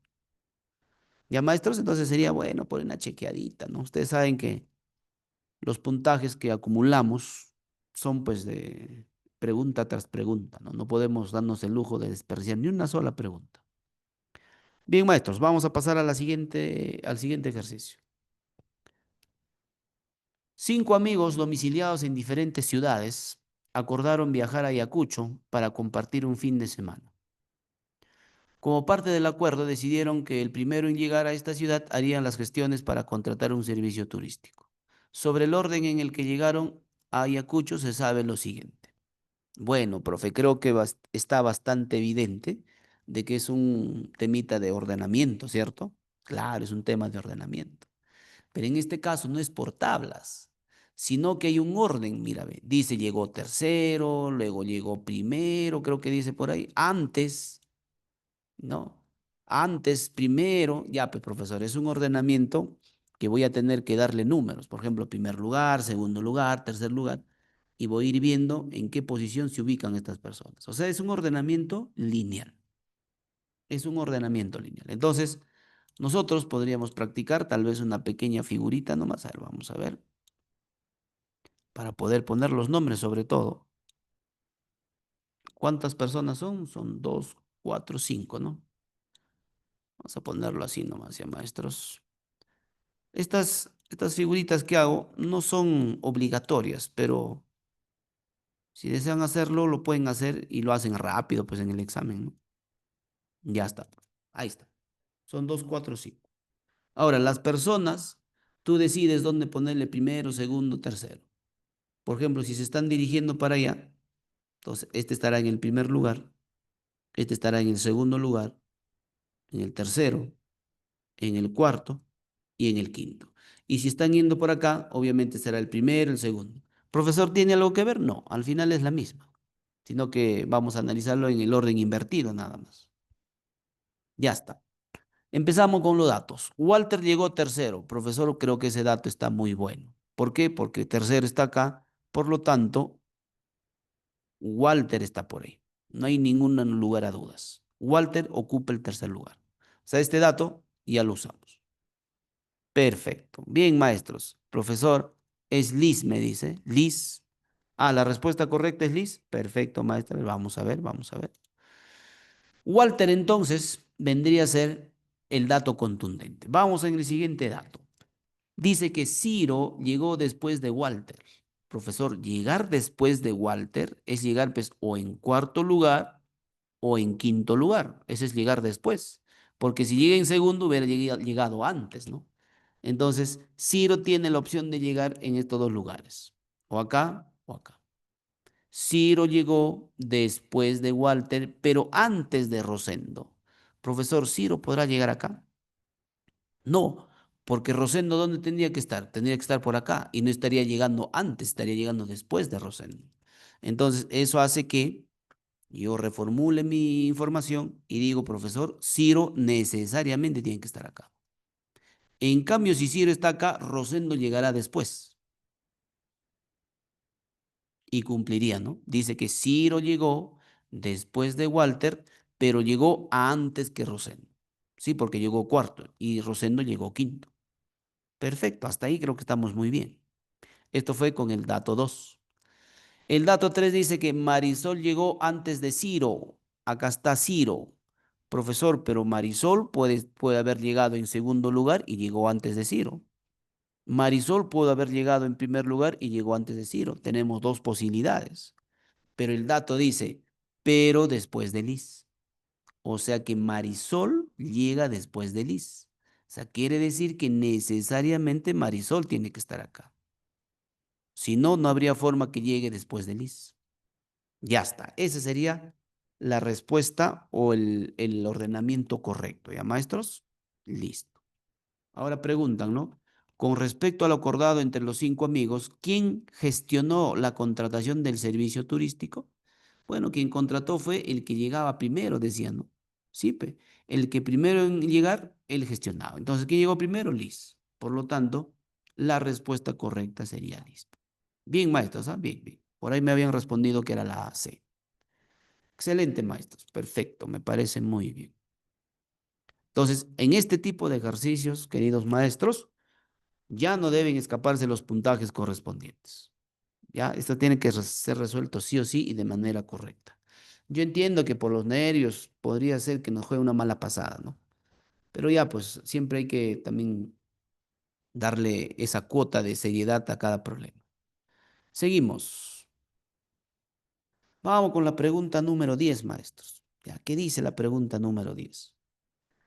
Silverio le comentó a su hijo que, anteriormente, los miembros de la comunidad realizaban los siguientes intercambios. Dice. Un porongo por dos cinturones de lana más dos collares. Pero también el intercambio se hacía un porongo por tres collares. A partir de las relaciones presentadas, ¿qué cantidad de collares se podría intercambiar por dos cinturones de lana? Bien, creo que, a ver, por ahí me están chateando, creo, ya, Raúl me dice excelente explicación. Bien, maestro, me agrada esa actitud. O sea, lo que a mí me importa en verdad de cada clase, maestros, para todos también, es que ustedes se vayan convencidos de que la respuesta se haya entendido. De nada sirve solamente tener la respuesta y no tener un camino correcto para haber llegado a ella. Ya, maestros, en lo posible, mi compromiso con ustedes es, pues, ¿no?, de hacerles entender los problemas de manera correcta. Bien, ¿qué pasa con esto, profesor? Dice que un porongo, vamos a ponerle por acá nomás, ya está. ¿Qué pasa con un porongo? Dice que va a ser equivalente o vale igual o cuesta lo mismo, como quieras llamarlo. ¿Ya? ¿Qué a qué, profesor? A dos cinturones de lana más dos collares. O sea que tenemos acá dos cinturones de lana, ponele por acá nomás, y más dos collares. Vamos a ponerlo así, maestros. Ya está. Entonces, vamos a poner algunas marquitas ahí, lo que significa que un porongo es igual, ¿ya? Es igual. ¿A qué? A dos cinturones de lana, pero más dos collares. Eso es lo que significa. ¿Ya? ¿Qué más, profesor? Dice también que un porongo es igual a tres collares. O sea que un porongo es igual a tres collares. Vamos a copiarlos de acá nomás. Un porongo también es igual que tres collares. También se da esa casualidad, ¿no? Ya está. O sea, tenemos dos equivalencias. Vamos a ponerle por acá. Ya está. Ahora viene la pregunta. A partir de estas dos relaciones que hay acá, uno, dos, ¿qué cantidad de collares, miren, marquen esto por favor, qué cantidad de collares se podría intercambiar por dos cinturones de lana? O sea que en mi relación debe quedar estos dos nomás pues, para poder hacer la comparación. ¿Quién debe eliminarse? Porongo. Ya, entonces ahora aplico un criterio bastante sencillo y digo lo siguiente. ¿Cuánto vale un porongo, profesor? Profesor, un porongo vale tres collares. O sea que si acá dice un porongo, él vale tres collares, sí. O sea, puedo reemplazarle por tres collares. Entonces digo, por acá voy a decir, acá nomás, de acá, estoy sacando, digo, un porongo vale tres collares. Le pongo tres collares. Es igual a quién? A dos cinturones de lana, dos cinturones de lana, más dos collares, más dos collares. Ya está. Pero recuerda, si tú, por ejemplo, tienes una ecuación que diga 2x es igual a 8 más x, ¿esto no va a restar, maestros? Claro, ¿por qué? Porque son semejantes. Entonces acá también, mira, ve, si acá hay collares y acá hay collares, obviamente entre ellos se pueden operar, se pueden sumar, se pueden restar. Entonces digo, estos dos collares, al pasar al otro lado, ¿cómo va a pasar? Restando, pues. Entonces, tres collares menos dos collares, me quedaría un solo collar. Vamos a ponerle ahí un collar. ¿Y qué me queda acá? Solamente dos cinturones de lana. Entonces va a ser igual a dos cinturones de lana. Ya está. Y precisamente esa era la pregunta, ¿no? Qué cantidad de collares, acá está collar, se podría intercambiar por dos cinturones de lana? Ah, ya, pues, profe, entonces se puede cambiar un solo collar. O sea que la respuesta sería la A. Muy bien, muy bien. Por ahí me respondieron creo que la A. O sea que por dos cinturones de lana yo podría intercambiar un collar. Ya está. Bien, maestros.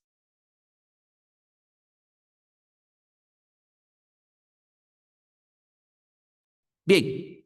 Vamos a continuar con la pregunta 11. A ver, por ahí me estaban chateando, me parece. La A me dice, ¿no? Perfecto, maestro. Bien, vamos con la pregunta número 11, maestros. A ver qué dicen de la pregunta 11. Dice, el cometa en que puede ser visto desde la Tierra cada 40 meses aproximadamente. Si la última vez fue visto en la cuarta semana de octubre del año 2023, ¿cuándo podrá ser su próximo avistamiento? Bueno, lo que nos indica el ejercicio es que un cometa, vamos a ponerlo así de manera figurada nomás, ¿ya?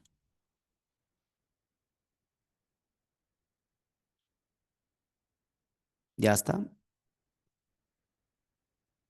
ya está, profesor. Acá está el cometa y se mostró por última vez. Fue visto acá.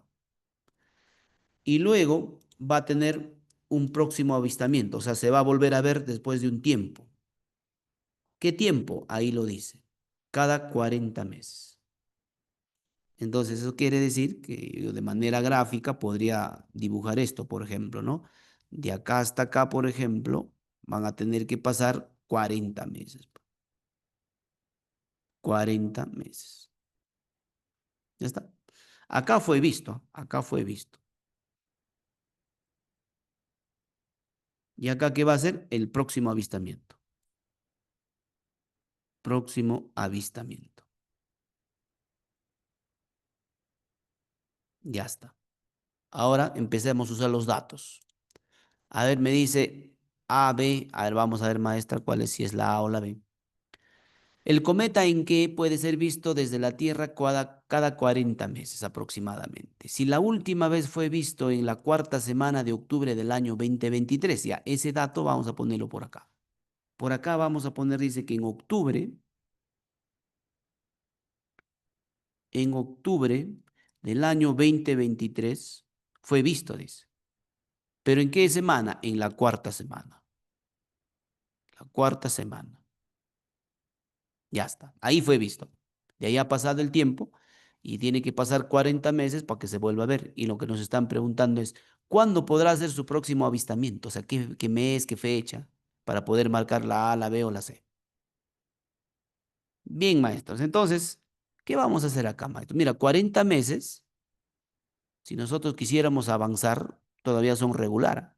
Cuarta semana, y encima un mes tiene 4 semanas. Imagínate, nos podríamos confundir por ahí. ¿Qué te parece mejor si trabajamos con cantidades enteras?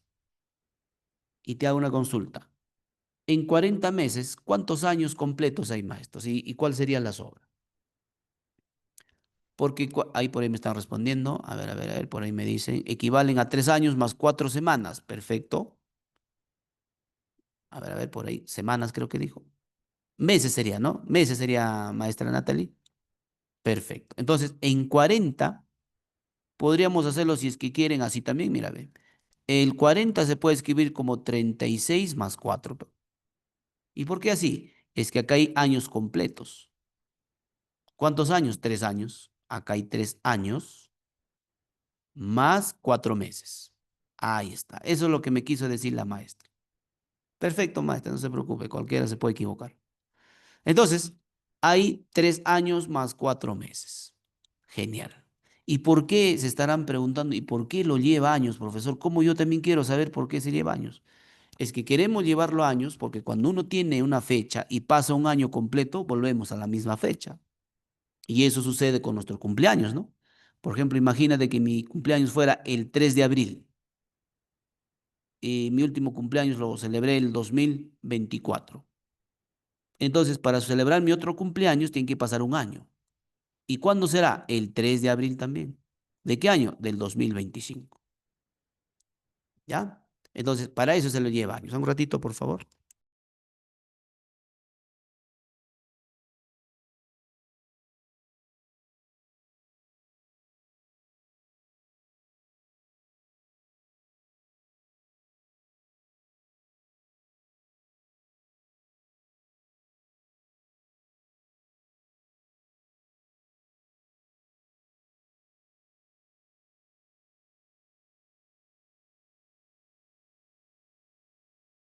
Ya, maestros, ahora sí, mil disculpas, mil disculpas. Ya, entonces, Si tenemos una fecha y pasa un año, volvemos a la misma fecha. Lo único que hace es avanzar los años. Entonces, para eso lo queremos, profesor. Entonces, borramos esto y decimos, ¿no?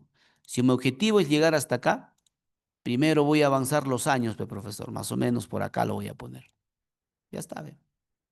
Entonces, avanzamos primero los 3 años. Estos 3 añitos lo avanzamos. ¿Cómo? De acá hasta acá. Voy a decir, acá estoy avanzando 3 años. Entonces te pregunto, si yo estuve en octubre del 2023 en la cuarta semana, paso un año, ¿en qué posición me ubicaré en la fecha? En lo mismo, octubre, pero ya no va a ser 2023, simplemente le sumas 3 añitos. Va a ser el octubre del 2026. Acá, octubre del 2026. ¿Sabe? Y la semana, vuelves a estar en la misma semana, cuarta semana. Ya está. Pero hasta ahí has pasado 3 años. Te faltan pasar 4 meses. Ya, pero como 4 sí son pequeños, puedes pasarlo incluso así, 1 mes, 2 meses, 3 meses y 4 meses y llegué. Ya está, profesor. Profesor, pero recuerda que estamos en octubre. ¿Ah? Octubre más un mes sería noviembre, diciembre. Acá ya estaríamos en enero, o sea, acá sería ya el 2027.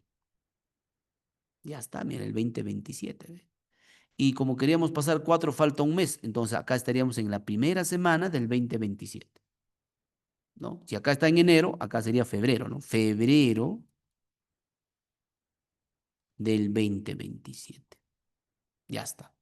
Recuerden, ¿no? De acá por acá, la primera semana. De acá por acá, segunda semana. Tercera semana y cuarta semana. Y ahí se va a ver el avistamiento de este cometa.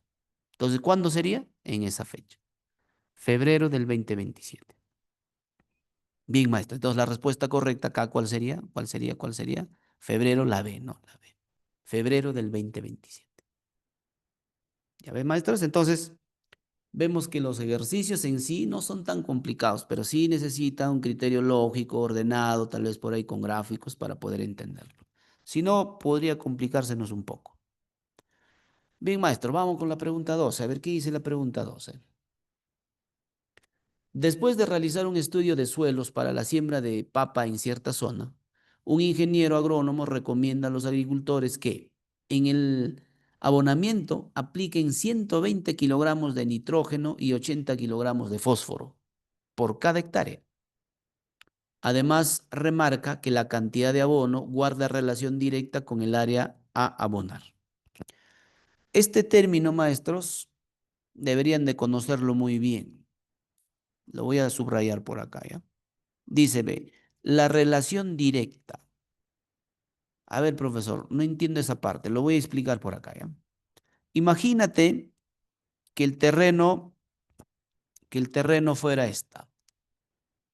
¿Ya? Que sea el terreno. Lo voy a hacer así para explicarlo rápido, ¿ya?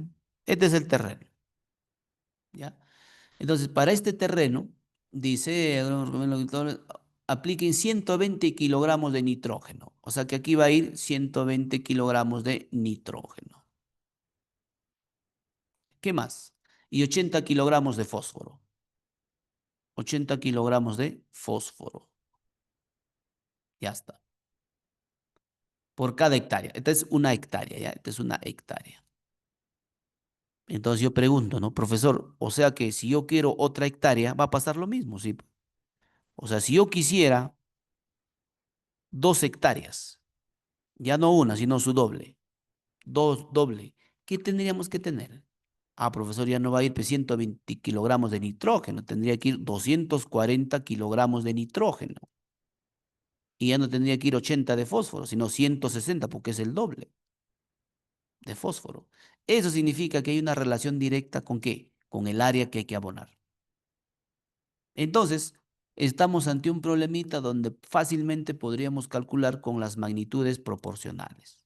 Ustedes saben que las magnitudes proporcionales son o bien directas o bien inversas. En este caso siempre van a ser directas. Y es más, te lo dice todavía, ¿no? Entonces, profesor, ¿qué es lo que está pasando? Lo que está pasando es que si yo, por ejemplo, tengo una hectárea y aquí van a haber 2 hectáreas, Lo que está sucediendo es que tenemos tres magnitudes, la hectárea, el nitrógeno y el fósforo. La hectárea, el nitrógeno y el fósforo. Entonces, ¿qué quiere decir las magnitudes directamente proporcionales? Quiere decir que cuando tú incrementas una magnitud, una de ellas cualquiera, estoy poniendo el ejemplo de la hectárea, las otras se van a alinear en la misma proporción, de manera directa. O sea que si de uno para 2 lo multiplicaste por 2 y así llegaste a 2, entonces todos quedan multiplicados por 2. Esa se llama la proporción o relación directa que hay con las variables que están en estudio. Entonces, siendo así, yo este ejercicio pues lo puedo atacar de manera muy sencilla, ¿ya? De manera bastante sencilla. Entonces, simplemente pondré y diré lo siguiente, ¿no? En una hectárea, voy a poner así, en una hectárea, o sea, si yo hubiera estado en el examen, simplemente hubiera hecho esto. Una hectárea va a ser igual a cuánto de nitrógeno y cuánto de fósforo, a 120 de nitrógeno, 120 kilogramos de nitrógeno, más 80 kilogramos de fósforo.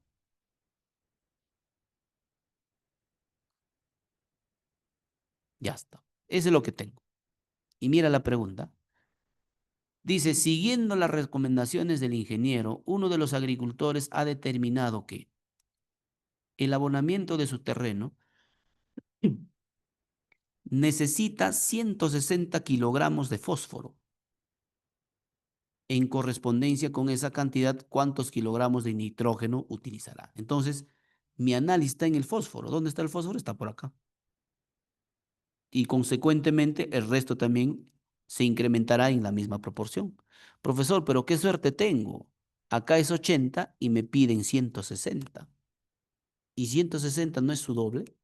Claro que sí. O sea, para yo llegar a 160 kilogramos de nitrógeno, de fósforo, perdón, de fósforo, ¿qué he hecho? Lo he multiplicado por 2. Y si a uno de ellos lo multiplicas por 2, todos quedan multiplicados por 2. Y listo, se acabó.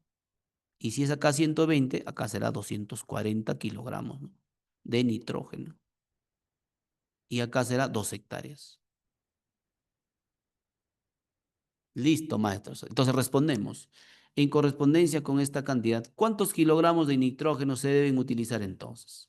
De nitrógeno, 240 kilogramos de nitrógeno. Entonces, esa sería la respuesta correcta. 240 kilogramos de nitrógeno. ¿Ya ven, maestros? Entonces, lo que nos están poniendo a prueba acá es el tema de relación directa, relación inversa, sobre todo las magnitudes proporcionales directas, ¿no? Para este ejercicio. Ya, maestros, hemos hecho varios de esto. Hemos hecho durante las clases varias preguntas que tenían que ver con la relación directa, relación inversa y cómo solamente con multiplicar podemos llegar a la respuesta. Bien, maestros, esta preguntita tenía 15 ejercicios. Ya les voy a enviar este PDF. Ya. Vamos a hacer un ejercicio más para terminar, por favor. Tengo unas clases también y la hora, pues como siempre cruel, ¿no? Nos gana. Vamos a, vamos a resolver la pregunta 13 y ahí nos vamos a quedar. Dice, un padre de familia tiene 4 hijos, entre jóvenes y adultos. Como la familia se dedica a la actividad agropecuaria, cierto día deben arar la tierra. Para laborar en grupo, el padre tiene que convocar a 3 de sus 4 hijos. ¿Cuántos grupos distintos? Mira, está subrayado, ¿no? En ese sentido, a veces nos dan unas pistas, ¿no? ¿Cuántos grupos distintos? ¿Cuántas combinaciones distintas? Ah, profesor, o sea, estamos ante un tema ya conocido, ¿no? Análisis combinatorio. ¿Cuántas opciones? ¿Cuántos grupos? ¿Cuántas cantidades? ¿Cuántas personas? Entonces, eso lo habíamos visto creo que en una clase también anterior y lo voy a volver a explicar detalladamente para poder ver que todo gira en base a esto nomás. O sea, la idea principal está ahí y todos giran en base a ahí. Entonces, tiene 4 hijos. Lo voy a poner así nomás. Acá está un hijo uno, hijo dos, hijo 3, hijo 4. Tiene 4 hijos. Dice, como la familia se dedica a la actividad agropecuaria, cierto día deben arar la tierra para laborar en grupo, el padre tiene que convocar a 3. O sea, solamente necesita 3. Una, dos y 3.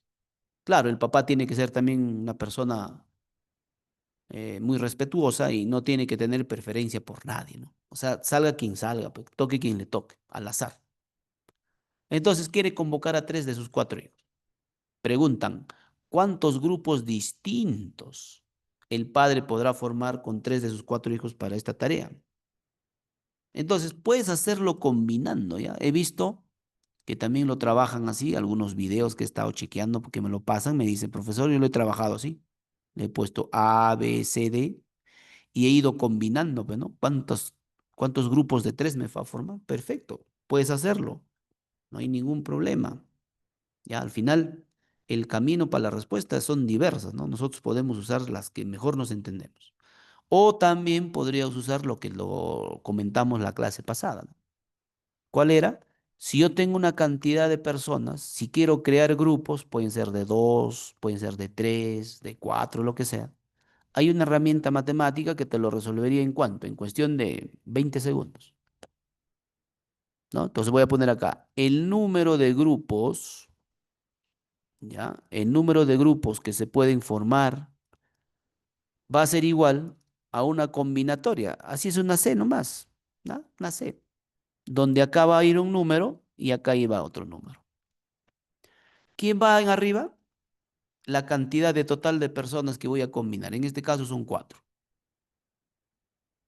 ¿Y quién va abajo? De cuánto en cuánto los voy a combinar. Si te piden de 3 en 3, le pones 3 ahí. Si te piden de 2 en 2, le pones 2. Listo. Y finalmente, te dije que el desarrollo de esto era muy sencillo. Este 4 se ponía acá y se degradaba. ¿Cuántas veces? 3 veces. Él indicaba la cantidad de veces, ¿no? Si por ahí tal vez alguien recién se ha integrado, podríamos ver los videos anteriores. Ahí está, ¿no? Bien explicado. Entonces diremos 4 por 3 y por 2. Y en la parte del denominador va a ir él y él sí se va a degradar hasta el número 1 y eso sería todo. Entonces sería acá 3 por 2 por 1 y listo. Con eso está resuelto. ¿Cómo se llama esta herramienta? La combinatoria.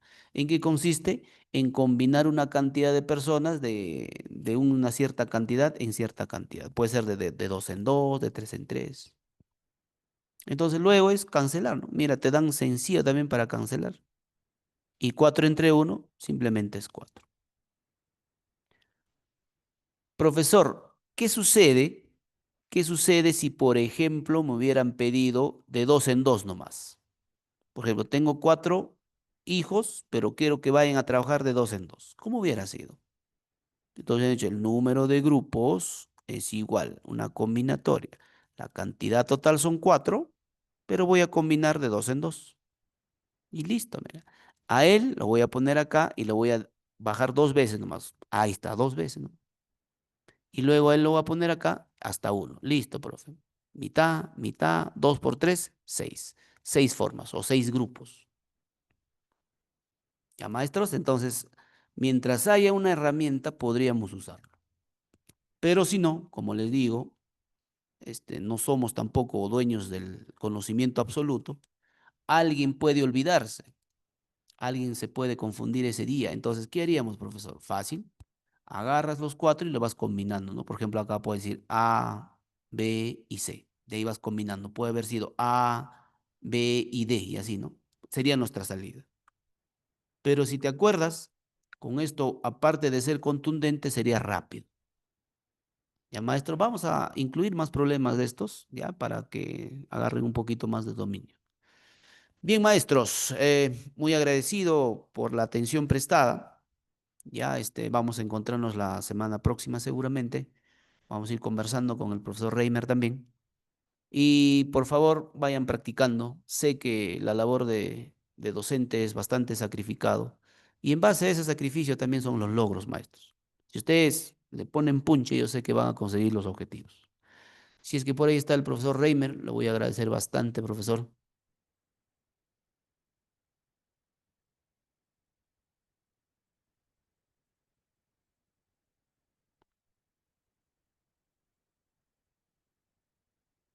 Bien, maestra Juana, a ustedes también muy agradecidos por la atención y ya nos estamos viendo en la próxima clase. Muchas más gracias.